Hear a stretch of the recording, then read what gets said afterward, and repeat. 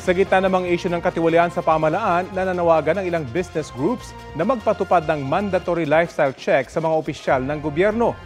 Kailangan daw masuri kung talagang sinasalamin ng idineklarang Statement of Assets, Liabilities and Net Worth o SALN ang pamumuhay at paggastos ng mga government official. Mas madali na raw mag-lifestyle check ngayon sa tulong ng digital footprints gaya ng social media posts, pattern ng paggastos at pagbiyahe at pagkakaroon ng mga mamahaling ari-arian.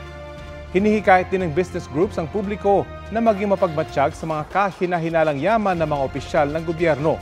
Kabilang sa mga nananawagang business group ang Justice Reform Initiative, Financial Executives Institute of the Philippines, Institute for Solidarity in Asia, Makati Business Club, Management Association of the Philippines at Shareholders Association of the Philippines.